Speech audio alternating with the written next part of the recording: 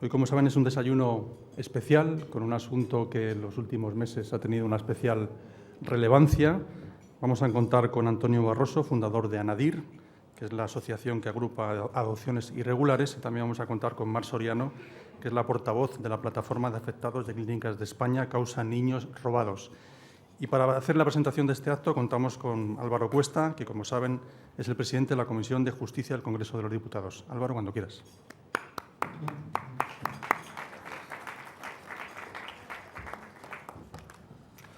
Buenos días. Quisiera, en primer lugar, agradecer al Foro Nueva Economía y a sus patrocinadores la ocasión que me brindan de intervenir en este acto y de presentar a dos oradores muy especiales, al señor don Antonio Barroso Berrocal, como representante de la Asociación de Afectados por Adopciones Irregulares ANADIR, y a doña Mar Soriano Ruiz, en representación de la Plataforma de Afectados Clínicas de España Causa Niños Robados. Quiero también valorar que el Foro Nueva Economía ceda esta tribuna para abordar un tema de gran calado que supone una de las páginas más negras de nuestra historia reciente, como es lo que ocurrió en España con las adopciones irregulares y el robo de niños y de niñas. He de decir que en el Pleno del Congreso de los Diputados abordó esta cuestión y aprobó el 22 de febrero del presente año, de 2011, una resolución en la que, en primer lugar, manifiesta su solidaridad con todas las víctimas, con aquellas mujeres que fueron desposeídas de sus hijos, con aquellas personas que no han tenido la ocasión de crecer en el marco y en compañía de sus progenitores. Y en dicha resolución el Congreso acordó también que la Comisión de Justicia que presido fuera el marco adecuado para que los representantes de los afectados pudieran ser oídos. Asimismo, en esa resolución, el Congreso de los Diputados instaba al Gobierno y le ponía deberes a las administraciones públicas, instaba al Gobierno para que intensificara el apoyo a las víctimas, a que colaborara con el Ministerio Fiscal, los órganos judiciales y todas las instituciones para facilitar la investigación de los supuestos de robo y adopción irregular de niños y de niñas, a colaborar también con las familias, ofreciéndoles más medios, a impulsar la puesta en marcha a través del Ministerio de un programa específico de acuerdo con la legislación de protección de datos personales para la realización de pruebas de ADN que se soliciten por las autoridades judiciales, estableciendo también una vía institucionalizada de comunicación permanente con los afectados y estudiando fórmulas para facilitar a los familiares el acceso a la información en los registros civiles. Según dicha resolución, los afectados comparecerían en el Congreso en una primera ocasión, que se realizó, y además, antes de que finalice la actual legislatura, para proceder a una evaluación del cumplimiento de todos los compromisos desplegados y ofertados por el Gobierno y las administraciones públicas. Pues bien, yo tengo que decirles, como parlamentario y como miembro de la Comisión de Justicia, que una de las experiencias más hondas que más me marcó fue tener la ocasión de escuchar a estas personas en el 15 de marzo de este año, cuando se produjo ante la Comisión las comparecencias en esta Comisión de Justicia.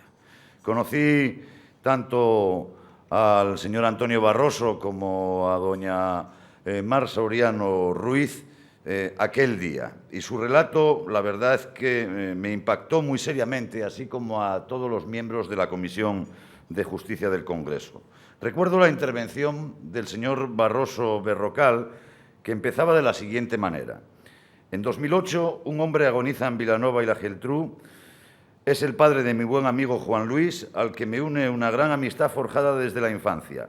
El hombre no quiere llevarse a la tumba el peso insufrible de un secreto espantoso. En ese último minuto le confiesa a su hijo que le había estado mintiendo toda la vida, que no era su hijo biológico, que era un niño comprado. Aunque no le dio muchos detalles, tuvo la valentía de contarle que también su amigo Antonio Barroso había comprado a su hijo. Juan Luis me llamó por teléfono.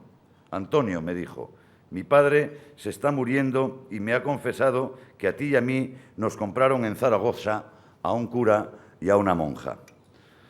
Es verdad que de ese relato el señor Barroso, además, en el Congreso hace una descripción, tendrán ustedes la ocasión de escucharle, de muchos casos, de muchos relatos espantosos. Dice Barroso: llevo 2 años escuchando historias terribles. Todas tienen el dolor profundo de una madre, de un padre y de la vida de un hijo. Fin de la cita. También recuerdo las palabras de doña Mar Soriano Ruiz, que empezó su intervención diciendo: soy afectada por el robo de mi hermana. Mi hermana Beatriz nació el 3 de enero de 1964 en la clínica O'Donnell. En su partida literal de defunción consta la otitis como causa principal de fallecimiento. Así está anotado en el registro civil. La señora Soriano describe descarnadamente en su intervención la trama de la siguiente manera: era tan fácil inscribir a un bebé como biológico que facilitó el robo y, por tanto, el tráfico de bebés. Todo ello bajo el marco de las leyes vigentes en ese momento, cuando la ley de adopción de la época lo permitía, hasta que fue modificada en el año 87. El proceso común era sencillo. Una mujer daba a luz, casi siempre bajo los efectos de la sedación. Después le comunicaban que su bebé había muerto. El médico, las enfermeras y las matronas le comunicaban que era mejor no verlo. Sin embargo, siempre dispondrían de un bebé congelado que hiciera de señuelo para aquellas madres que no estaban conformes con dichos consejos. Fin de la cita. Los hechos son graves, aunque no todos los casos sean exactamente iguales. El fraude pudo alcanzar una magnitud considerable. Se ha llegado a hablar de más de 300.000 afectados, según citas y datos de ANADIR. Hay que reconocer que el sistema político y jurídico imperante en España facilitó ese drama. El caldo de cultivo fue un sistema en el que se mezclaron diversos ingredientes. En primer lugar, un Estado confesional, una Iglesia de Estado, en su doble vertiente de imponer desde la religión unas normas y una moral oficial, y de un Estado, una dictadura, que impone sus códigos a dicha religión, cuya jerarquía eclesiástica se subordina al dictador. En segundo lugar, un Estado autoritario, jurídicamente carente de garantías, sin respeto alguno por los derechos humanos, dictatorial y antidemocrático. En tercer lugar, una concepción y regulación de la adopción y del llamado derecho de familia absolutamente privatista y desreguladora, sin controles ni garantías y con menosprecio del principio de interés del menor como interés más digno de protección. Estamos ante un escándalo que, más allá del cúmulo de posibles delitos que encierra, constituye un gravísimo atentado a la dignidad humana. Lo afirmé también ante la Comisión de Justicia. Los hechos no están tan lejanos como para que la sociedad actual y el Estado no se sientan concernidos. Con motivo de este acto, he releído el debate que sobre la reforma de adopción tuvo lugar en la Comisión de Justicia del Congreso el 15 de junio de 1987, es decir, hace ahora 24 años. Recuerdo que intervine como ponente en aquella reforma. Las primeras palabras de mi intervención se dirigieron a resaltar el principio de la primacía del interés del menor o adoptando. Afirmé lo siguiente: con este proyecto no se busca un niño para una familia, sino que se buscan unos padres para un niño, para un menor sin familia, intentándose huir de concepciones anacrónicas. Se huye de aquellas concepciones del derecho romano que vinculaban el tema de la adopción, aunque fuese desde el punto de vista absolutamente formal, al concepto mismo de venta de menores. No olvidemos que la formalización de las adopciones en el derecho romano se verificaba a través de una triple emancipatio y de una doble manumisio, es decir, una triple venta. Y en aquel debate, efectivamente, la gran obsesión era hacer frente, obstaculizar, dificultar, introducir mecanismos de control para acabar con prácticas que ya alarmaban al Parlamento de la época, aunque no se habían puesto de manifiesto con la intensidad con la que estos días lo estamos viendo en España. Pero ya en aquella época el Parlamento y el legislador estaba obsesionado por crear un marco legal que tuviera una concepción del derecho de familia no como un negocio jurídico privado, sino una vertiente también pública, una vertiente de control, una vertiente de integración y, sobre todo, colocando al interés del menor como el interés más digno de protección. En nuestros días, las instituciones públicas vienen asumiendo su compromiso. Hay realizaciones concretas del Ministerio de Justicia, apoyo a las víctimas, nombramiento de un coordinador, aprobación de un protocolo para la realización de las pruebas de ADN en el Instituto Nacional de Toxicología, puesta a disposición de las personas afectadas de las oficinas de atención a las víctimas. Por su parte, el fiscal general del Estado tiene una dinámica de coordinación. El otro día, el día 17 de junio, en la Junta de Fiscales Superiores de Justicia de las Comunidades Autónomas, el fiscal general y la propia Junta declaró esta cuestión como una cuestión preferente en las prioridades de investigación de la Fiscalía. Se están investigando, según datos de la Fiscalía, 849 asuntos, de los que 162 han llegado a manos del juez por indicios delictivos y hay 38 asuntos archivados. También quiero resaltar la atención que a este tema le está prestando la Defensoría del Pueblo, así como el trabajo de todo el equipo de la mencionada Defensoría del Pueblo. Termino. Tienen ustedes el compromiso del Parlamento y de la Comisión de Justicia, y en próximas fechas seguiremos impulsando acciones de control sobre el Ministerio de Justicia, sobre la Fiscalía General del Estado, del Consejo General del Poder Judicial, en los propios trabajos presupuestarios y, por supuesto, queremos reforzar la línea de diálogo emprendida con los afectados, anunciándoles que antes de que acabe la legislatura realizaremos una nueva sesión parlamentaria con ustedes para evaluar el cumplimiento de los compromisos adquiridos y de los obstáculos que deben ser removidos. Su causa y su testimonio son cruciales. En el Congreso, con motivo de aquella reunión de 15 de marzo, nos pidieron literalmente, y leo una de sus palabras, nos pidieron lo siguiente: hagan suya nuestra causa y acompáñennos en este camino a la verdad. Este acto de Foro Nueva Economía y la presencia de todos ustedes son un compromiso de acompañamiento que es de agradecer. Les quiero dejar, sin más rodeos ya, con el señor Barroso Berrocal y con la señora Soriano Ruiz. La palabra es suya. Muchas gracias.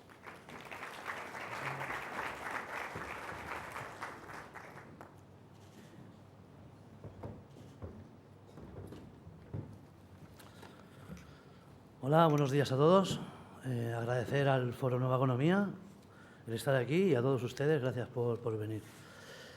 Bueno, como ya ha dicho Álvaro, yo me enteré de esto hace 4 años, en que, aunque tenía sospechas desde bien pequeñito, hace 4 años cuando me llamó Juan Luis Moreno, que su padre estaba en el hospital a punto de morir, me enteré de todo esto.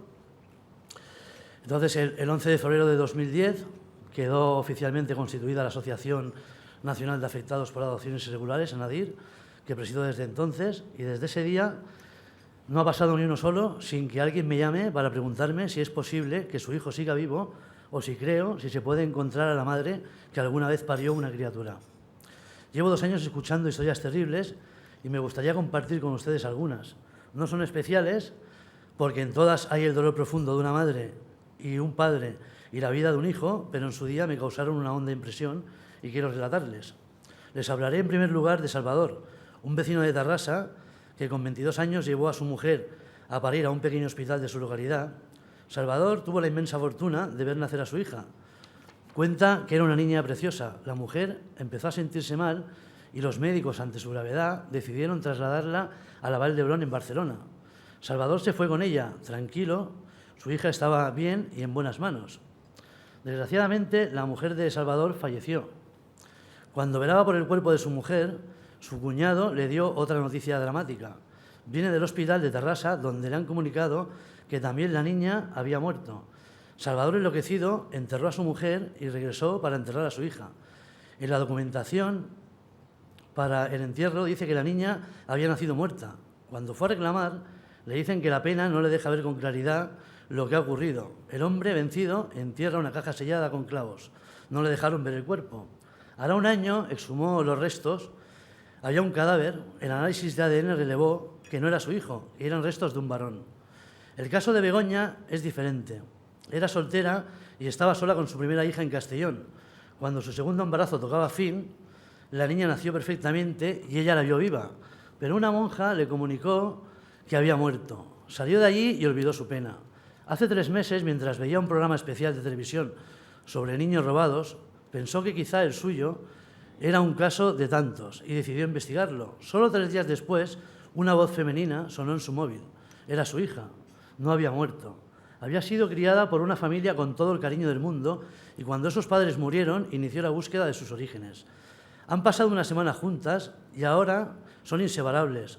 A los padres adoptivos de su hija les hicieron creer que esa criatura era una niña abandonada. Les pidieron dinero para los gastos del embarazo y el parto. Pagaron. No querían estar comprando. Pagaron supuestamente los gastos, pero unos malnacidos se enriquecieron un poco más con aquel negocio repugnante de tratas de ser humano. No puedo terminar esta parte de mi relato sin mencionar la especial sangría que se realizó con gemelos y mellizos. Son cientos los casos que fueron separados brutalmente.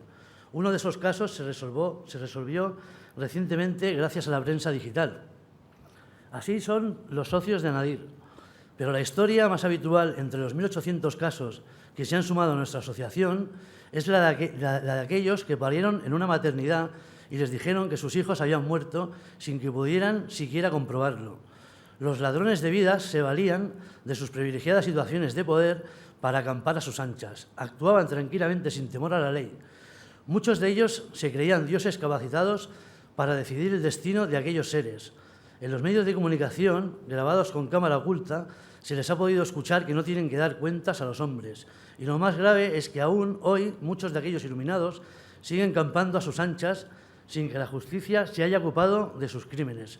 Sencillamente, todo aquello nunca tendría que haber ocurrido.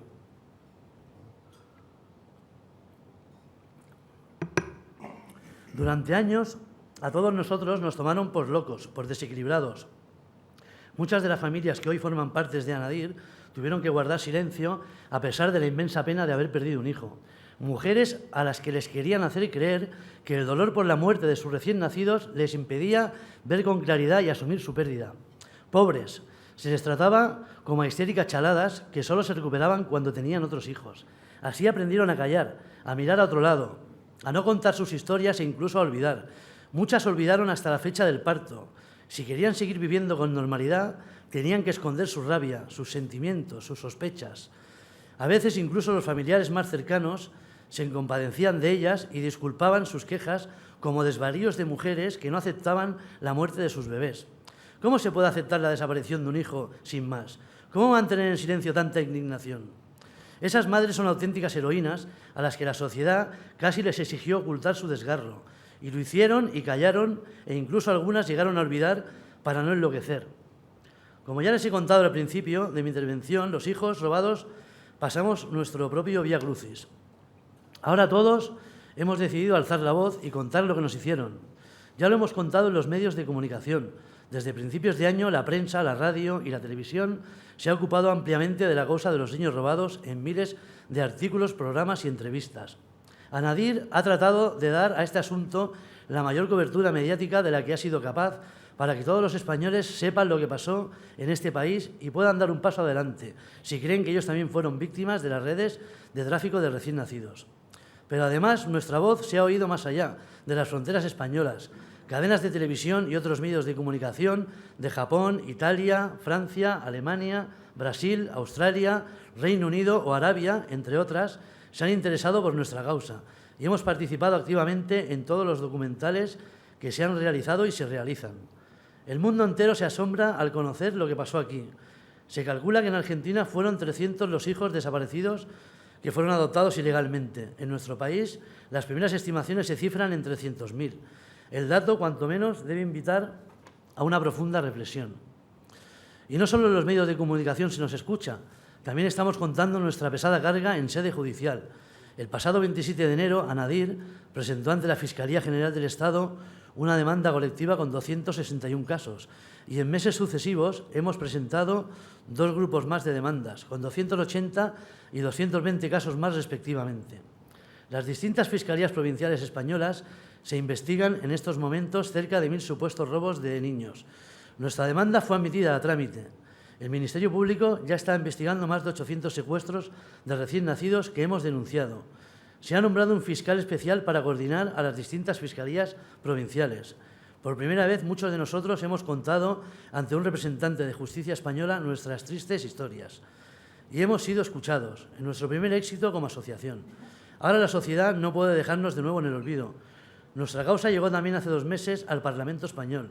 El presidente de la Cámara Alta invitó a Anadir para comparecer ante la Comisión de Justicia del Congreso. Nuestros representantes querían escuchar de primera mano nuestra lucha. Más de 4 horas en las que nosotros y otros grupos de afectados, que hoy también están aquí representados, se sentaron delante de nosotros para escucharnos y conocer lo que en la calle ya era un clamor. En aquel encuentro pedimos ayuda para que nuestra causa no vuelva a caer en el olvido. Pedimos también la creación de un banco de ADN en el que todos los afectados puedan dejar su perfil genético para facilitar los reencuentros familiares y solicitamos la creación de oficinas autonómicas de información con teléfonos gratuitos para la atención a los miles de posibles afectados que no tienen acceso a Internet ni a las redes sociales por donde sí está circulando fluidamente la información. Recientemente también hemos sido citados por un asesor del Ministerio de Justicia al que también les pusimos nuestras peticiones. Y no queremos dejar pasar la oportunidad que nos brindan para pedirles también a ustedes que en la medida de sus posibilidades transmitan a quienes puedan nuestra inquietud y que luchen con nosotros para que se haga justicia, pase lo que pase y pese a quien pese. Les pedimos además a cada uno de ustedes, en la medida de sus posibilidades, que intercedan por nosotros, que hagan suya nuestra causa y que nos acompañen en este camino a la verdad. Cualquier apoyo será bien recibido porque necesitamos de todo. La sociedad tiene una deuda moral con las víctimas. Fueron miles los que partieron del negocio y muchos más los que, aún sabiendo lo que ocurría, no hicieron nada por evitarlo y optaron por mirar para otro lado. Sabemos que se denunciaron públicamente algunos hechos a través de diversos medios de comunicación, pero inexplicablemente nadie hizo caso, nadie prestó atención. Ahora creemos que ha llegado el momento de reparar esa gran injusticia y queremos que se busque y se señale a los culpables que cometieron estos horribles hechos y se les juzgue por el inmenso daño que hicieron. El robo de recién nacidos en las maternidades españolas en la segunda mitad del siglo XX debe avergonzarnos a todos, a los canallas que se enriquecieron robándonos nuestras auténticas vidas, a los que consentían que ocurriera, a los que nunca atendieron las escasas denuncias que presentaban y a los miles de ciudadanos que sabían lo que estaba pasando y giraban la cabeza para no verlo. Muchas gracias a todos.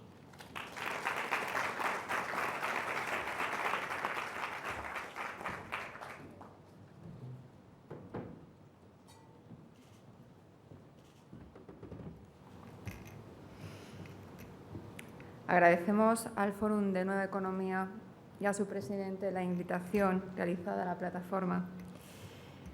Estar aquí acompañándonos es muy importante para nosotros en este destacado encuentro. Muchísimas gracias. La plataforma Afectados Clínicas de toda España causa niños robados se puso en funcionamiento en marzo del 2008. Se constituyó como una agrupación de familias víctimas por desarraigo familiar forzoso. Por un lado, se encuentran bebés que fueron retirados en los hospitales de sus padres, eludiendo su muerte, y sin posibilidad de verificarla, dado que el hospital se encargaba de todo. Mientras que, por otro lado, se encuentran hijos que se cuestionan si hubo consentimiento de adopción de sus padres biológicos y, por tanto, si estos fueron engañados o manipulados, dando origen a un robo o sustracción del menor. Es importante destacar que la propia Ley de Adopción, modificada en 1987, facilitó hasta ese momento el tráfico de niños, por inscribir a los bebés adoptados como propios, al igual que la Ley de Parto Anónimo, modificada durante una década después, en 1997. Hay que señalar que desde su constitución se ha ido llevando a cabo diferentes denuncias, tanto conjuntas como individuales, interpuestas tanto en comisarías de zona como en las fiscalías provinciales. En 2009, la plataforma se dirigió a la Audiencia Nacional y el fiscal, Javier Zaragoza, nos derivó a la vía administrativa, ya que, según nos explicó, dentro de las actuaciones de la Audiencia Nacional no se da la cabida por ningún concepto de la causa de niños robados. En este sentido, se destaca la incomprensión, creo que por ustedes también, por parte de la ciudadanía en general, respecto a estas manifestaciones, por lo que seguidamente se sucedió, como bien ha dicho Antonio Barroso, un reclamo social contundente de justicia, verdad y reparación. Ante todos estos hechos que se difundieron continuadamente por todos los medios de comunicación, tanto en el ámbito nacional como internacional. Y aún así, no se entiende que la Audiencia Nacional siga sin actuar y sin articular las medidas oportunas que amparen a las familias españolas víctimas de dicho desarraigo familiar forzoso debido a una situación de tráfico de seres humanos, tal y como se anunció también en el Congreso de los Diputados, cuando se supone que la Audiencia Nacional está al servicio de la ciudadanía también. En 2010, la plataforma se dirigió a la Defensora del Pueblo, María Luisa Cava de Llano, encuentro que se recogió como muy positivo, a la vez que posibilitó llevar a cabo actuaciones administrativas dirigidas al Gobierno. En esta línea, la plataforma se reunió muy satisfactoriamente con el ministro de Justicia, Francisco Camaño, y en la rueda de prensa declaró que las pruebas de ADN se pueden llevar a cabo de forma gratuita desde el Instituto Nacional de Toxicología, siempre que los jueces así lo soliciten. En este sentido, las familias recuerdan al Estado que hay víctimas que no desean denunciar, o muchas de ellas que denunciaron no incluyeron en sus denuncias su deseo de realizarse las pruebas de ADN. Ahora, algunas resueltas como sobreseídas o prescritas. Por tanto, y teniendo en cuenta que existe ya una base de datos en el Instituto Nacional de Toxicología, nos preguntamos, ¿para cuándo la voluntariedad de la realización de las pruebas de ADN? Hay que recordar que el proyecto Fénix, llevado a cabo desde el Instituto Nacional de Toxicología e impulsado por las madres y abuelas de la Plaza de Mayo, dispone de una base de datos a disposición de todo aquel que necesite localizar a una persona que pudiera haber fallecido en situación trágica, siempre y cuando se disponga de la documentación oportuna sobre la base de una desaparición. La resulta, por tanto, de los jueces deben favorecer la continuidad del proceso de gestión. En primer lugar, para descartar pudiera hallarse fallecida la persona a la que se busca, a la que estamos buscando, sumándose al proyecto Fénix. A continuación, evidentemente, también para salvaguardar la identidad de nuestros padres, algunos aún vivos, afortunadamente, y que de otra manera sería imposible reconocer a sus hijos como propios, acogiéndose a la voluntariedad del ADN. Y finalmente, si los fiscales a través de la Fiscalía General, quien tipifica recientemente el caso de los niños robados como detención ilegal, daría cabida a poner en marcha las actuaciones anteriormente destacadas, así como llevar a cabo procedimientos reglados de búsqueda, tanto en el ámbito nacional como internacional. Dicho lo anterior, nos preguntamos, ¿para cuándo la intervención conjunta de la Fiscalía, la Justicia y la implicación entonces de la Audiencia Nacional? Trama. En reunión, la plataforma con el coordinador, que ya ha mencionado también Antonio, Ángel Núñez, quedó patente la exposición de los hechos sobre la trama. Es decir, se explicó que las investigaciones llevadas a cabo por nuestra agrupación en base a toda la documentación que se recibe, se había detectado que en el libro de fallecidos se anotaban los bebés que supuestamente fallecían junto con los que fallecían realmente. ¿Cómo se distingue a uno de otro? Los bebés que supuestamente fallecían eran anotados con una causa final absurda de fallecimiento. La búsqueda de documentación realizada en base a las causas finales absurdas de fallecimiento, junto con las declaraciones de médicos especialistas de la época que corroboran la imposibilidad de fallecimiento de dichas causas, hace que se constate que lo que dispone la familia realmente es una partida de función falsa y, por tanto, objeto de denuncia. Todo ello está reforzado aún más si cabe por testimonios de trabajadores del campo sanitario, hechos públicos, que ha derivado en la posterior comprobación por parte de la familia de, por una parte, la detención vacía de fetos en diversos nichos, o bien, por otro lado, por no corresponder los restos de los fetos con el ADN de la familia ubicados en ciertos cementerios de nuestro país. Por tanto, si en el libro de fallecidos se encuentran inscritos tanto los bebés fallecidos como los bebés anotados con una causa de defunción falsa, se deduce que en el libro de nacidos está su equivalente. Es decir, se encuentran anotados tanto los bebés que nacen realmente junto a aquellos que han nacido hipotéticamente, ese día, a esa hora y con dicho apunte de padres falsos. En esta labor de apunte jugaba un papel muy importante los funcionarios. Generalmente eran dos los que hacían esta tarea. Mientras anotaban en el libro de fallecidos el nombre, la fecha, los médicos, la causa, estos mismos funcionarios cerraban el libro de fallecidos para inmediatamente abrir el libro de nacidos y anotar a dichos bebés con otros nombres, otra fecha y otros supuestos padres. Por tanto, se deduce que en los archivos hospitalarios están anotados nuestros hijos y hermanos, dados por muertos, anotados con otros nombres, otra identidad y otros supuestos padres, que muy probablemente la zona de incubadora serviría para realizar la sustracción o robo de sus verdaderos padres, para así ofrecerlos a los falsos padres, siendo los bebés objeto de compra o regalo de favores. No hay que olvidar el testimonio de aquellos padres, a los que decían sin causa normal, aparente ni manifiesta, por parte de los médicos que, encomillado, no se asusten, que no era un procedimiento anormal, que era totalmente normal, que el hospital debía de enviar a ese bebé a la incubadora. La plataforma, en reunión con el coordinador, solicitó la apertura de archivos que posibiliten la lectura de la trama expuesta. Además, hay que añadir que las familias reciben únicamente la información filtrada que hay anotada en el último registro y deberían de recibir toda la información anotada en la sucesión de libros que completaría todos los datos de la propia familia, que no hay que olvidar que es la interesada y que es la que lo solicita. La familia, por tanto, tiene derecho sobre ellas mismas, por ellas mismas, a obtener de forma totalmente completa copia original de toda esa información documental que las entidades sanitarias, instituciones eclesiásticas y demás organizaciones clasificaban a lo largo de todos estos años y, en su defecto, si lo hay, su derivación correcta donde se encuentre. Que la omisión de toda esta información daría lugar a la falta de los principios básicos fundamentales del individuo, que atentaría contra la Declaración Universal de los Derechos Humanos, a la propia Constitución española y a tratados, acuerdos internacionales sobre las materias ratificadas también por España. Además, y por otra parte, las distintas familias sobre la documentación que reciben se presenta de muy diferente forma en función de la comunidad autónoma que se trate y no coincide ni en forma ni en tiempo la recepción de la misma.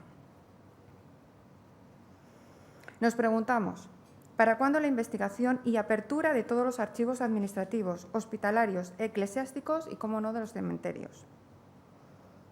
No olvidemos que la Iglesia llevaba a cabo un registro de nacidos, bautizados, y es de la época, incluso en post-mortis. No quiero pasar páginas sin recordar también que tenemos pendiente el compromiso de la Comunidad de Madrid sobre la realización de un estudio estadístico sobre los fallecimientos de los bebés producidos en la Maternidad Provincial de Madrid durante la década comprendida entre 1961 y 1971. Compromiso firmado por el jefe de área de coordinación del Centro de Archivos, y esto se firmó el día 13 del 12 del 2010. Oficinas de atención a las víctimas. El pasado 13 de junio se celebró un encuentro en el Instituto Nacional de Toxicología. También fue invitada a la plataforma. Es importante coordinar las actuaciones que desde las distintas instancias se realicen, ya que el diseño de protocolos afectan al funcionamiento de las oficinas de nueva creación. siendo de vital importancia la elaboración y participación conjunta entre la plataforma, ANADIR también, y por otro lado la Administración, del desarrollo de los contenidos de los mismos. En el Congreso, como ya se ha dicho, recordar también la intervención en el Congreso y la solicitud de las víctimas desde la Cámara, de la creación de una nueva subcomisión de investigación, iniciativa que todos los partidos políticos apoyaron y subrayaron, además, que tendrían en cuenta la gestión de la misma en tanto en cuanto le permitiera el procedimiento del Congreso llevarla a cabo e incluirla como tal. Desde el Fórum de Nueva Economía, por tanto, hacemos un llamamiento al Congreso de los Diputados nuevamente, al Parlamento, como no al presidente del Gobierno, José Luis Rodríguez Zapatero, y nos preguntamos, ¿para cuándo la apertura de la comisión de investigación? Para terminar, concluyo diciendo que, como ven, son muchas cosas y acciones que hay pendientes, y las familias requieren que todos los procedimientos se aligeren, dado que nuestras familias son víctimas, según la Fiscalía General del Estado, por detención ilegal. No olviden que queremos encontrar a nuestros hijos y hermanos vivos en este momento, situados en algún lugar del mundo. No olviden que los supuestamente causantes, muchos de ellos están vivos y ejerciendo, y que podrían esclarecer a policías, jueces, fiscales y a la sociedad en general en su declaración de los hechos. Las víctimas, por tanto, para terminar, nos preguntamos, ¿para cuándo la intervención plena de los poderes democráticos? Nada más que decir, volver a dar las gracias al Fórum de Nueva Economía, a su presidente, a los asistentes. Gracias a todos.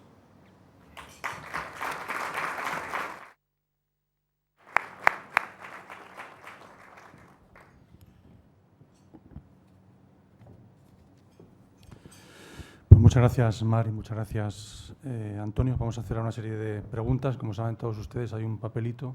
Quien quiera rellenar, ya que me llegar la pregunta, se la trasladaré a los ponentes. En primer lugar, aunque es muy complicado de hablar de cifras, pero Antonio se habla como de 300.000 personas. Me ha dejado impresionado, 300.000 personas.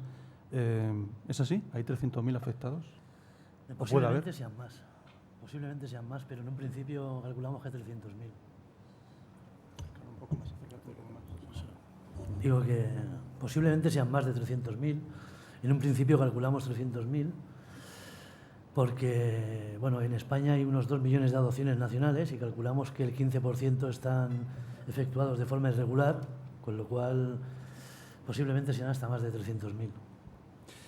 ¿Este proceso cuándo puede empezar? Habéis hablado de décadas, de fechas. ¿Cuándo tenéis constancia que empieza esta situación irregular? Bueno, los dos. Podéis contestar los dos.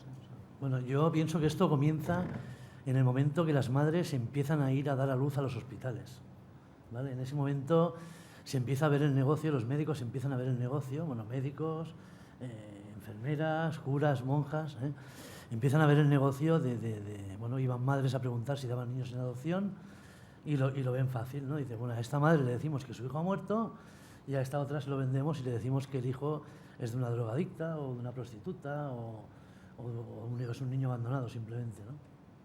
Vale, bueno, yo respecto a los datos de 300.000, yo realmente no sé. Quiero decir, yo soy una afectada, intento tirar de una plataforma de padres víctimas también y a mí me gustaría saber realmente cuántos niños. No sé si son 300.000, 400.000 o si son 1.000. Creo que no es tan importante la cantidad, simplemente la manifestación social de lo que está pasando. Y realmente tenemos un Estado de Derecho, tenemos unas instancias, unas instituciones, unas organizaciones preparadas muy mucho para dar contestación a esta pregunta, ¿no? A esta pregunta que realmente también nosotros nos cuestionamos. ¿Y desde cuándo hasta cuándo? Bueno, realmente si nosotros hacemos un poco lectura de la historia, realmente es sobrecogedora, ¿no? Una historia que realmente cada vez se va abriendo más, ¿no? Es un capítulo que yo durante los estudios académicos pues no aprendí. Yo nací en el año 65 y no aprendí realmente la historia de España. Yo la conozco ahora realmente en su profundidad. Y sí que es verdad que da pie a ver que es una consecuencia de la propia historia, ¿no? ¿Desde cuándo se empezó? Pues quién lo sabe. Nosotros somos demasiado jóvenes para saber desde cuándo empezó, ¿no? ¿Y hasta cuándo? Bueno, pues a mí me asusta, ¿no? Porque yo sí que conozco, digamos, un poco la investigación de mi propia familia y sí que he podido ver cómo hay médicos que están ejerciendo, o por lo menos ejercían en 2010, y que, bueno, pues presuntamente tendrían que decir algo a la justicia. Entonces, ¿hasta cuándo? Pues no sabemos hasta cuándo tampoco. ¿Puede seguir habiendo casos de este tipo hoy en día? Bueno, de hecho, a primeros de año salió una noticia en Telecinco que habían detenido a unos padres que querían comprar un niño en Tenerife y a los intermediarios. Y en Anadir tenemos un caso del 2007. Yo creo que sí, de otra manera, pero yo creo que todavía puede existir esto. Y en el fondo esto era un asunto que era mezcla de, por un lado, negocio y por otro lado, gente que no podía tener hijos, digamos que robarlos, literalmente. No, la gente que no podía tener hijos lo que quería era adoptar, lo que pasa es que se les engañaba también. Vamos, yo quiero considerarlos víctimas, ¿no? Vamos, yo pienso en una madre que no pueda tener hijos, que le digan que te vende un niño que lo acabo de robar, yo creo que no hubieran vendido niños. Los engañaban también y les decían que, bueno, que el niño o era hijo de una prostituta o era hijo de una drogadicta o que los padres habían muerto en un accidente de tráfico y el niño se había quedado solo. En la mayoría de los casos eran esas tres cosas las que solían decir.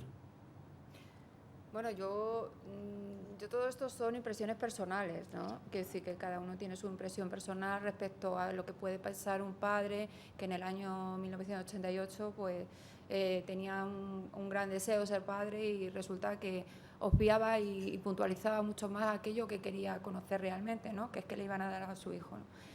Creo que todo esto son impresiones personales. A mí me gustaría, si hay un volumen de sociedad, repito, con una preocupación y con una, digamos, valentía, porque creo que hay que llamarlo así, una valentía de salir, digamos, de su barrio, de su zona, y decir a España entera, al mundo entero, la preocupación y, por tanto, decirlo al Estado español, pues yo creo que ya tenemos bastante, ¿no? Tenemos bastante. Lo demás creo que son impresiones y suposiciones y que para eso están los jueces, los fiscales, que sí que es verdad que es un apunte muy importante que la Fiscalía Provincial haya manifestado como detención ilegal, porque yo realmente me preocupa, lo primero nos preocupa el caso de nuestra familia, ¿no? Nuestra familia, ¿qué es lo que nos va a contestar el juez? Y por otra parte, claro, el estar arropado de las demás familias que están en una situación similar, pues es importante. Pero yo creo que todas estas respuestas, sinceramente, deben de anotarlas, deben de hacer ejercicio y deben de ayudarnos porque nosotros también nos preguntamos esto. Nosotros solamente somos padres, somos hermanos, somos sobrinos que estamos aquí diciendo qué es lo que pasó y que sumamos a otros padres, pero realmente no tenemos ni la infraestructura, ni la organización, ni siquiera yo me dedico a esto. Quiero decir que yo tengo mi trabajo y otros se pueden dedicar más o menos, pero no estamos aquí realmente para hacer, digamos, un juicio previo a lo que pasó, cuántos, etcétera. Quiero decir que para eso están las instituciones y el propio Estado para poder contestarnos a todo eso. A día de hoy, ¿cuántos casos han podido resolver? Nosotros en Anadir hemos tenido 3 reencuentros hasta hoy. 3 reencuentros. Sí. Es poco, pero bueno, poco a poco. Yo sí que me gustaría matizar algo de esto. Yo cuando empecé a unar más, quiero decir que no te lo planteas tampoco, de repente un día se va sumando un padre, otro padre, y en ese camino sí que me encontré a una madre de Tenerife que llevaba 32 años buscando a su hijo, lo encontró en Bilbao y lo encontró por ella misma y fue toda una vida. Y esto no es que sea ni Anadir ni la plataforma, es que aunque nos veamos agrupados, somos las propias familias a día de hoy los que, en la medida de nuestras posibilidades, buscamos, porque lo que nos interesa realmente es buscar. Pero claro, si tenemos que plantear la causa como delito para que, digamos, el Estado lo marque en esa detención ilegal y posibilite un tratamiento de gestión de búsqueda tanto nacional como internacional, lo vamos a hacer, porque si no, no hay otra manera de hacerlo. También hemos llamado desde la plataforma, y me gustaría presentar también, no sé si ha tenido contacto a Anadir, a las abuelas de la Plaza de Mayo, su experiencia, su larga experiencia. A nosotros nos ha valido mucho. Y si nos dejan de verdad a las familias, yo particularmente pensaré que el Estado español no está preparado para esto. Puede estarlo preparado, ¿por qué no? ¿Por qué no va a estar preparado? No lo entiendo, simplemente es que hay que organizarse como uno, cuando tiene que organizarse hay que organizarse y ver las prioridades. Para nosotros de cara a nivel nacional o internacional esto es una prioridad, es la imagen de España, esto ha salido ya fuera de las fronteras de España. Entonces, y además hay otra cultura, hay otra sociedad, somos mayores. Quiero decir, el que no es ingeniero de telecomunicaciones tiene un alto cargo directivo de aquellos padres. Quiero decir que la sociedad se ha cultivado, no se le puede manipular tan fácilmente, no se le puede manipular tan políticamente, correctamente político esto, no, porque somos conscientes, igual que ustedes, somos conscientes de lo que está pasando. Y entonces yo creo que es en el ejercicio, nosotros exponemos aquí, es en el ejercicio de todos. Yo, porque no tengo, ni Antonio tampoco, la potestad ni el ejercicio dentro de un apartado del gobierno en poder actuar, porque no lo tenemos. Pero ustedes que se lo tienen, pues deben hacer ejercicio de ello. Por eso estamos aquí. ¿Les consta también que hay casos de inmigrantes españoles que viven fuera de España, no solo en España, sino de gente que ha ido a vivir fuera, que ha padecido también este proceso? Nos constan niños que, bueno, nosotros pensamos, por varias llamadas que hemos tenido, unas cuantas, que España ha sido un supermercado de bebés para el resto del mundo, porque hay muchos niños que han nacido aquí en Madrid, que son adoptados irregularmente. Pero bueno, uno vive en Texas, otro vive en Perú, en Alemania, en Inglaterra, o sea, ahí en todos los países hay niños de España, ¿no? Entonces, yo me pregunto, digo, claro, si hace 30 años que no había internet, no había teléfonos móviles y no había la comunicación que hay hoy, ¿cómo sabía un señor que vivía en Estados Unidos que aquí en España se vendían niños, ¿no? O sea, es que es algo espantoso, vamos. Entonces sí que hay niños viviendo, o sea, que han nacido aquí y se los han llevado fuera a vivir y están en otros países. A mí me gustaría contaros algo que me pasó en Alemania, pero muy brevemente porque tampoco quiero aburrir a la persona, pero sí que me parece relevante sobre la pregunta que nos han hecho. Y es que yo en un viaje a Alemania, pues en un viaje de trabajo, terminó también una sala de jornadas, son jornadas que duran desayuno, comida y cena y demás. Y bueno, tras una experiencia que no voy a entrar, a lo largo de los años, el alemán que se me acercó a mí, por una serie de motivos, como digo, personales, me dijo, casos como el tuyo hay muchos en Alemania y es sabido por todos. ¿Ustedes cómo se quedan? ¿Cómo es posible que un alemán te diga, conociendo el caso real, al final, porque se lo cuentas, del tema de mi hermana, te pueda decir eso? Pues es que eso se traslada también un poco a que efectivamente pues había una trama, un tráfico a nivel internacional. Y en ciertos sectores, de ciertas zonas, de ciertos países, pues era algo habitual y era conocido por todos. Luego sí. Impresionante.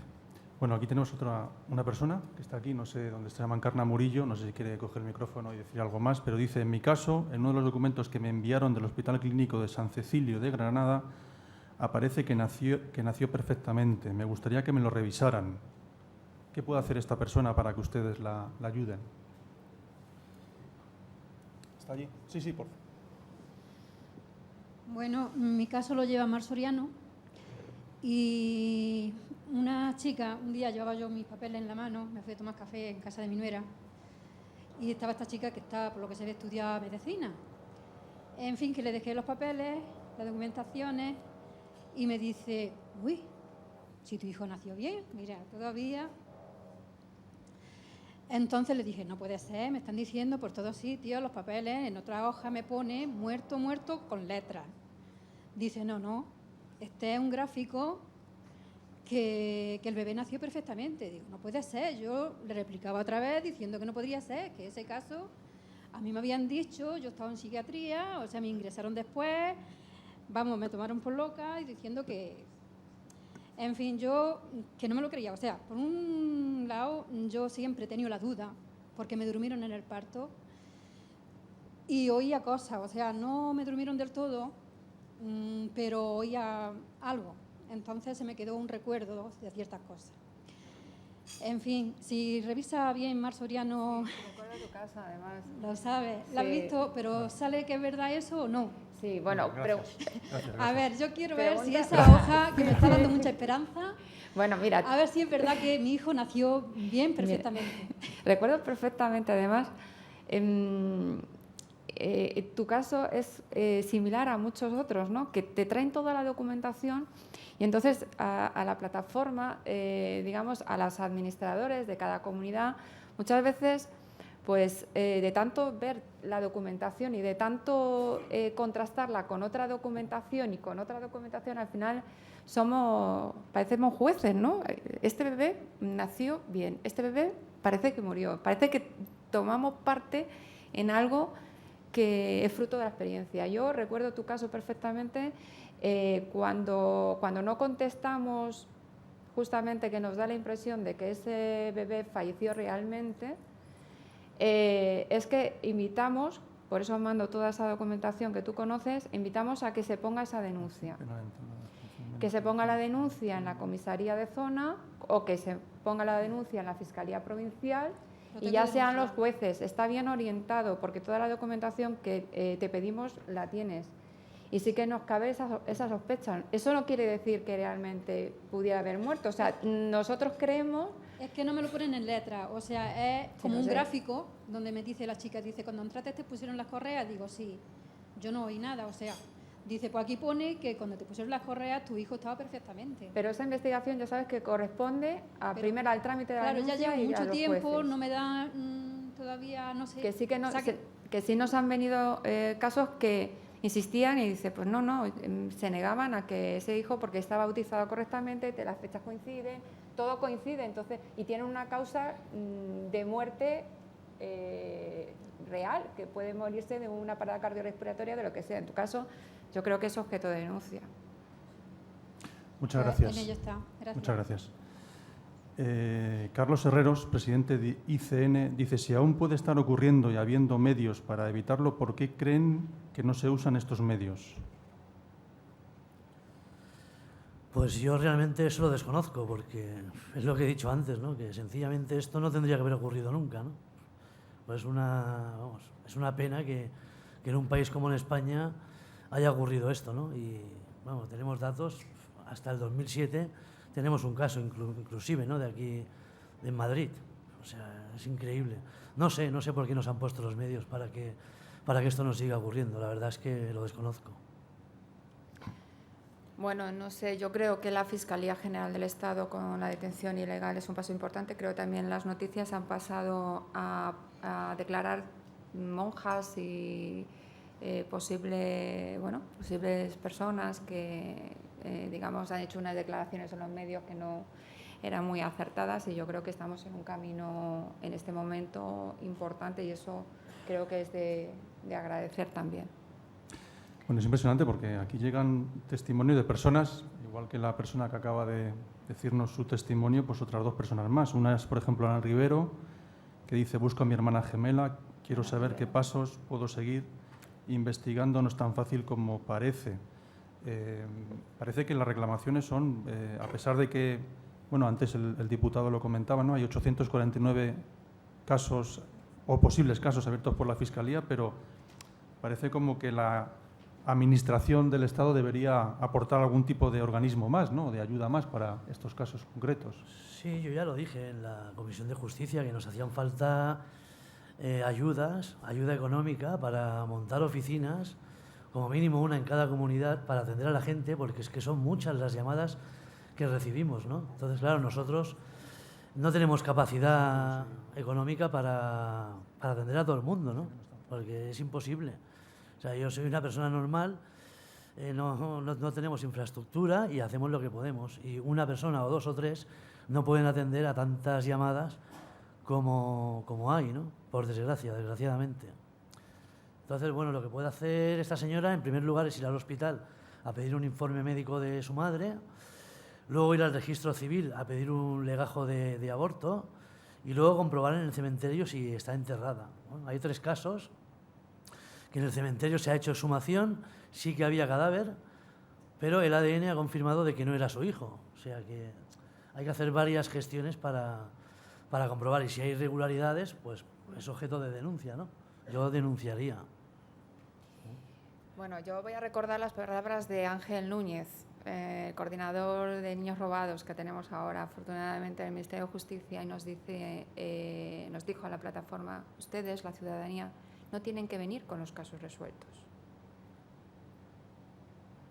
Quiero decir con esto, está bien que en la medida de nuestras posibilidades podamos obtener la documentación, pero no nos obsesionemos con que tenemos que tener todo, porque eso es imposible. Basta con un indicio, ahora sobre todo, porque bueno, estamos en un plano en el que ya se cuidarán muy mucho de los jueces de marcar un sobreseimiento, dadas las declaraciones de la Fiscalía como detección ilegal. Entonces, bueno, pues si hay indicios, pues ese caso debe estar estudiándose y demás, pero cuando no tengamos objeto ya de qué dirección tomar, qué debemos hacer para seguir investigando, pues yo creo que esa documentación se debe de disponer ya a los jueces, ¿no? Y a los profesionales competentes. Hay otro caso, otro testimonio que está por aquí. Se llama Pedro Santoyo y dice: el día 25 ha hecho 3 meses que presenté la solicitud de historia clínica de mi madre en la maternidad de Santa Cristina. Busco a mi hermano gemelo. ¿Cómo es posible que a día de hoy no tenga ninguna respuesta del hospital? Claro, yo conozco muy bien el caso de Pedro, perdóname, Sí, Antonio, bueno, y quisiera contestarle porque es que además me llama muy habitualmente y no es que es imposible atender a todas las consultas.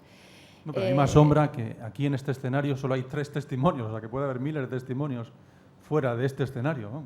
Yo estoy asombrado. Contesta Antonio, luego le contestaré. Sí, la verdad es que ya te digo, en Anadir somos 1.800 y casi todo el mundo conoce a alguien que es afectado.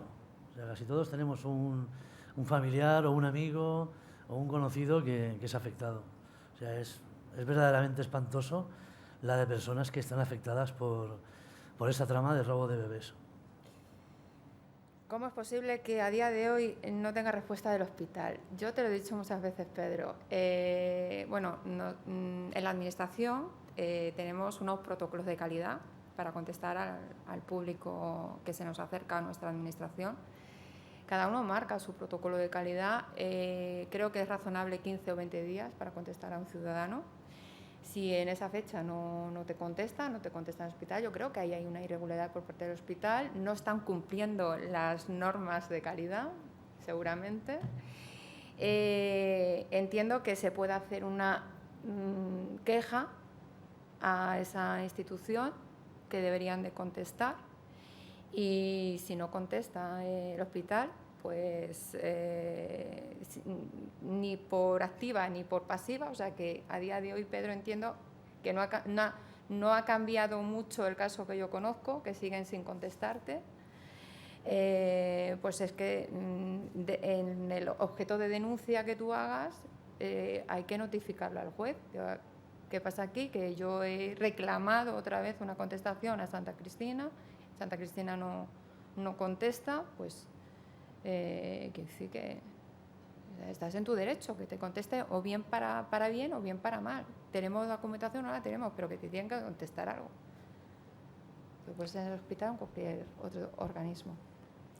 Una periodista de un medio francés, de la televisión francesa France 5, Laurence Jourdan, dice: si hoy en día alguien ha pedido la apertura de los archivos de la Iglesia, ¿y cuál fue la respuesta de la Iglesia Católica Española? Bueno, según el asesor del ministro de Justicia, han dicho que ya no nos van a poner pegas en los estamentos públicos donde solicitamos documentación, pero lo cierto es que, bueno, aquí tenemos el ejemplo de Pedro, que lleva 3 meses y aún no le han dado la documentación, ¿no? Pues en la Iglesia ocurre exactamente lo mismo. Vas a pedir información y no te dan nada. O sea, lo tienen todo bajo llave, escondido, y no nos dan información. La verdad es que no nos dan información. Incluso conozco un caso en Barcelona de una chica que es adoptada irregularmente, que tiene un hijo que está enfermo y va a ver a las monjitas, y las monjitas saben quién es su madre, pero no se lo dicen, y lo necesita saber para curar a su hijo, ¿no? Porque tiene una enfermedad genética. Y hace poco le insinuó, le dijo, hermana, ¿y si denuncio? Y le hizo así un gesto con un mechero, ¿no? Como diciendo, pues, quemo los documentos. O sea, es vergonzoso. Pues hola. Ciertamente es un campo que, al ser, digamos, difícil obtener información, realmente no focalizamos nuestro esfuerzo en la Iglesia, ¿no? En mi experiencia familiar, yo te puedo decir que he ido a buscar a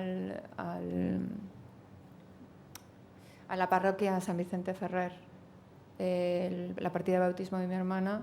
Me han mareado muchísimo, no sé si es porque de aquella manera, bueno, no lo sé. El caso es que fui a la Almudena, tampoco me dijeron verbalmente que no tenían nada. Quiero decir, ha sido un esfuerzo ímprobo, ni siquiera tengo ese papel de que no está bautizada, ¿no? Entonces, estoy con Antonio, lo que acaba de decir, que es muy complicado y ellos tienen una base de datos, que decir que, bueno, pues serán los jueces, quizás, los que nos permitan poder obtener la información de la Iglesia, ¿no? Consuelo Abril, de la Comisión de Malos Tratos a Mujeres, dice: ¿la acción penal entablada judicialmente contra quien va dirigida es un maltrato institucional? Consuelo, no sé si... Sí, verdad, puedes hacer la pregunta si quieres. Buenos días. Bueno, en primer lugar, pues agradecerles que nos hayan informado de una forma tan directa de un tema que realmente nos preocupa a todos. Yo lo que quería comentar es que todo lo que están ustedes comentando, me parece que les preguntaba si consideraban que era un maltrato institucional. Es decir, que las propias instituciones no le están dando el apoyo y la protección o la información que ustedes estaban solicitando. Eso es lo que le quería preguntar. Muchas gracias. Hombre, yo creo que nos tendrían que dar más apoyo, la verdad. Yo creo que se tendría que implicar más todo el mundo en esto. Creo que no se le está dando la suficiente repercusión, ¿no? Para lo grave, para la gravedad del tema, ¿no? Yo creo que efectivamente no se le está dando, no se le está poniendo el interés que se debería poner. Yo te contestaría, Consuelo, que todavía estoy esperando una contestación, o al menos, digamos, cómo se va desarrollando ese estudio, ¿no?, de compromiso de la Comunidad de Madrid que se comprometió el día 13 de diciembre del 2010 a darnos un porcentaje estadístico sobre las causas de bebés fallecidos. Quiero decir que si mi intervención un poco ha calado, es que creemos que en el libro de nacidos pudieran estar nuestros hijos y hermanos con otros nombres y otra identidad. Es un buen comienzo. Nosotros no somos documentalistas, no somos gente de investigación, no somos policía. Quiero decir que gente preparada pudiera desvelar si esta información va teniendo consistencia. Y si llevamos un año prácticamente esperando a este compromiso de la Comunidad de Madrid, imagínate qué es lo que podemos pensar, ¿no? ¿Cuál es la respuesta que te puedo dar? ¿Hay alguna comunidad autónoma que sea más activa, más proactiva, quiero decir, a favor suyo? Pues bueno, hay comunidades que, por ejemplo, la Comunidad de Madrid, pues están atendiendo muy bien a la gente está declarando todo el mundo. En Barcelona también se están portando muy bien. Luego hay comunidades que no sé por qué los fiscales no tienen ganas de trabajar o tienen algo que ocultar, no lo sé. Como por ejemplo es el caso de Zaragoza, ¿no? En Zaragoza está costando mucho que llamen a la gente, hay 4 gatos, y está costando mucho que llamen a la gente a declarar. Parece que no tengan ganas de investigar. Las comunidades que mejor se están portando, Madrid y Barcelona, se están portando fabulosamente. Los fiscales me refiero, están llamando a la gente, la policía se está implicando bastante en investigar, y hay otras que no. De la Asociación de Mujeres de la Lipa le preguntan qué tipo de ayuda psicológica están recibiendo las víctimas, padres, madres o hijas y otros familiares de las mismas. Bueno, hasta ahora ninguna. Nosotros mismos hemos hecho de psicólogos cuando nos llamaban por teléfono, cuando nos llaman, pues nosotros escuchamos a la gente, la atendemos. Hasta ahora no hemos tenido ninguna ayuda. Ahora, el otro día, hablando con Ángel Núñez, el asesor del ministro de Justicia, han puesto ya las oficinas estas de atención a las víctimas, una por provincia, están en las audiencias provinciales, y ahí van a atender psicológicamente a las víctimas que lo soliciten. Yo hasta que, efectivamente es un gran avance que en las oficinas de atención a las víctimas esté el tratamiento psicológico. En el 2009, el 2008, pues no existía nada de esto y nosotros recurrimos a Psicólogos Sin Fronteras, que está en la calle Francisco Madariaga, y ahí atendíamos en grupos de 10 los miércoles por la tarde, en atención psicológica, pero solamente en Madrid. Nuestra disposición sería atender o tener, digamos, un sitio para poderlo hacer en toda España, pero en Madrid sí que se estaba haciendo hasta la fecha y hasta que estén en funcionamiento dichas oficinas de atención psicológica. Santiago Álvarez Barón, de miqueja.es, dice: cada vez se demuestra la mayor necesidad de protección del menor. Existe un poderoso Instituto de la Mujer a nivel nacional. ¿Para cuándo un defensor del menor nacional que tuviera el mismo rango y presupuesto que el Instituto de la Mujer? Sí, que si reclaman ustedes un organismo pues como el Defensor del Menor o otro que fuera nacional, no solo de comunidades concretas, que atendiera todas sus peticiones a nivel nacional. Estaría muy bien. Estaría muy bien, claro. Sería importante que la gente se implicara más, claro, alguna asociación, algún organismo que se implicara 100% con estos casos. Sí, claro, sería muy importante y aparte no solamente por lo que ha pasado, sino lo que puede pasar. Quiero decir que hay una laguna legal importante. Yo creo que también de aquí se puede trasladar pues el tema del tráfico de órganos, por ejemplo, ¿no?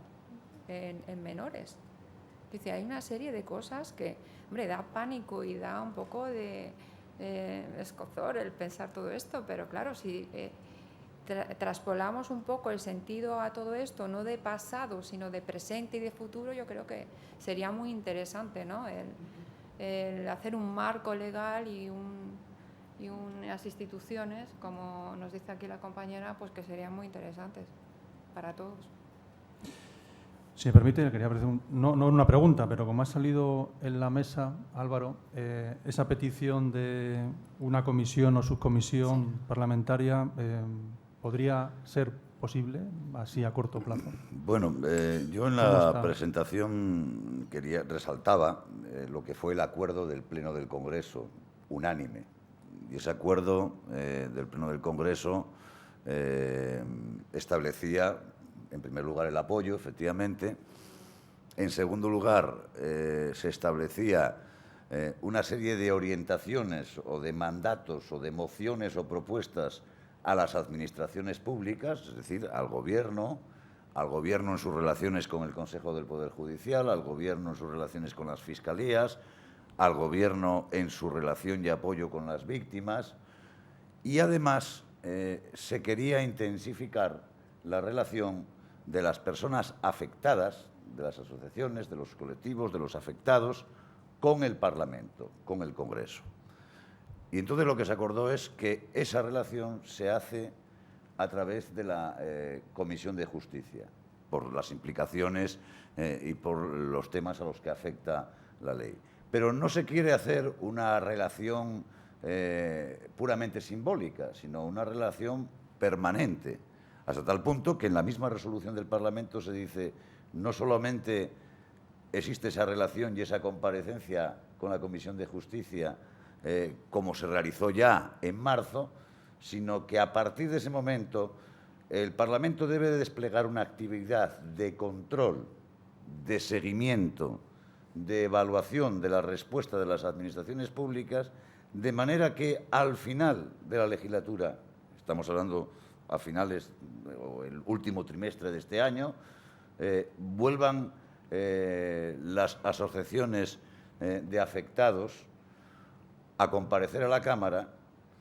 Previamente a eso, la Cámara debe hacer una investigación, seguimiento de las medidas que se adoptan en Fiscalía General del Estado, en Consejo General del Poder Judicial, en Ministerio de Justicia, por hablar de distintas instituciones, de manera que tras ese seguimiento y la impresión de ellos se pueda evaluar cómo ha venido funcionando. Entonces, en la práctica, la comisión de investigación hoy es la Comisión de Justicia, porque ejercemos un control. Y pondré 3 últimos ejemplos, no me quiero desarrollar, no quiero extenderme demasiado, pero, por ejemplo, en el último trimestre de este año tiene que comparecer el presidente del Consejo General del Poder Judicial para dar cuenta del estado de la justicia, de la memoria, con motivo de la apertura de tribunales. Ahí tiene que haber un apartado y una información de cómo el Consejo General del Poder Judicial está abordando esta situación. En la misma época tiene que comparecer la Fiscalía General del Estado y tiene también la memoria de la propia Fiscalía. Y ahí tienen que dar cuenta de algo que antes yo también referenciaba, que es las actuaciones que en estos momentos tienen abierta, la coordinación territorial con todas las fiscalías, cómo está funcionando la Fiscalía General del Estado en estos asuntos.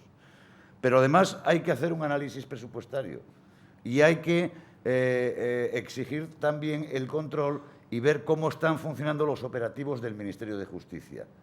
Esto desde el punto de vista de lo que son las instituciones del Estado. Es verdad que luego las comunidades autónomas tienen también su propia relación, su propia competencia, de tal manera que la figura de este asesor que viene siendo citado, que es un coordinador del Ministerio de Justicia para que se relacione con los afectados, para que se relacione con todas las comunidades autónomas, para que remueva obstáculos allí donde hay problemas de coherencia y de armonización en los comportamientos, para que establezca relaciones con Fiscalía o con el Consejo General del Poder Judicial, por poner tan solo algunos ejemplos. Entonces, todo esto lo estamos evaluando, de tal manera que ya la Comisión de Justicia en sí misma es, de alguna manera, una comisión de investigación.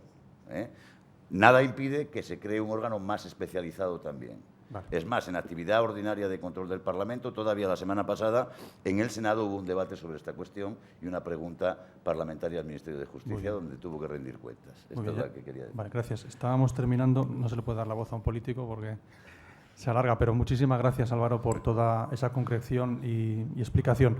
Pero también el adjunto, el defensor del pueblo, quería tomar la palabra, por favor, breve, y ya estamos terminando. Sí, muchas gracias. Gracias.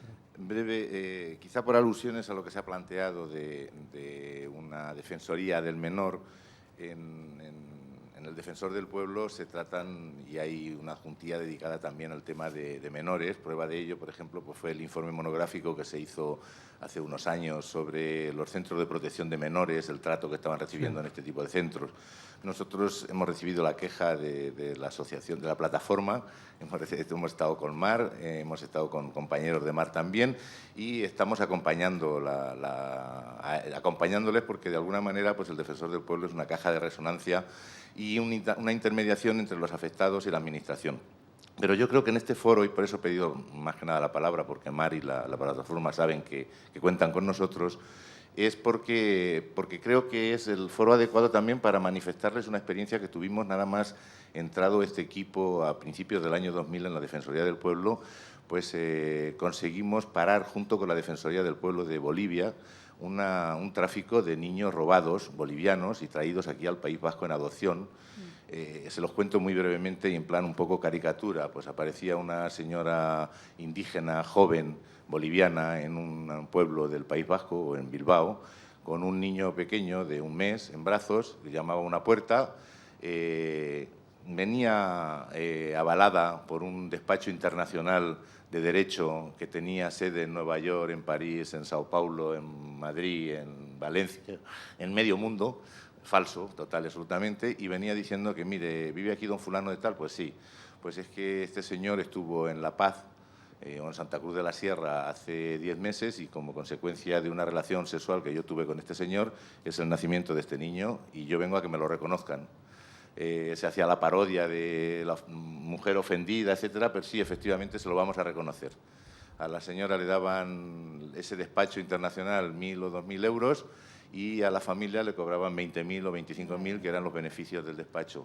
Previo a eso, pues se había corrompido a funcionarios del Registro Civil de Bolivia, a jueces, a secretarios judiciales, se habían falsificado partidas de nacimiento, etcétera, etcétera. Y eran ya decenas los niños que se habían comprado por ese método en el País Vasco. Se puso en manos de la Fiscalía, se puso en manos también, estuvo aquí la defensora del pueblo, que ha muerto recientemente, Ana María Campero, trabajando una semana con la Defensoría del Pueblo del País Vasco, con nosotros, la Defensoría del Pueblo de España, y con las diputaciones forales del País Vasco, y se logró cortar. Pero a veces, bueno, pues las formas y la imaginación delictiva pues es ilimitada.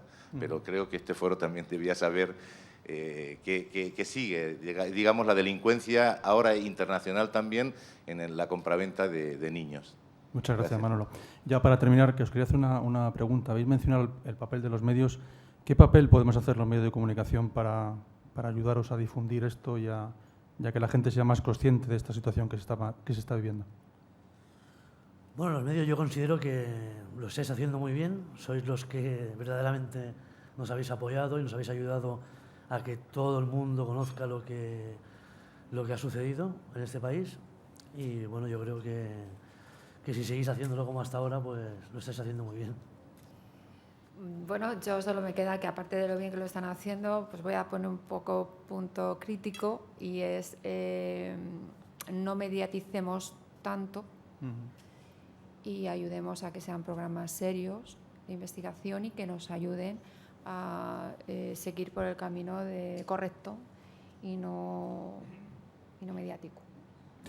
Pues muchas gracias, Mar, Antonio, Álvaro, por este desayuno que hemos contado con la colaboración de Abertis y Fundación Abertis, y hasta un próximo encuentro. Gracias.